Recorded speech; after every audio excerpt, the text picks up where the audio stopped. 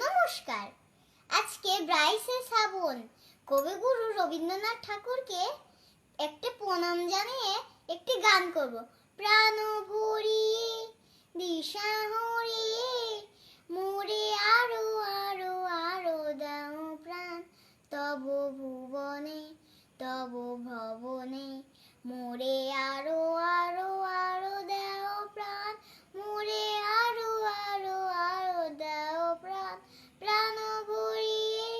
দিশা হরিয়ে মনে আরো আরো আরো দাও প্রাণ তব ভুবনে তব ভবনে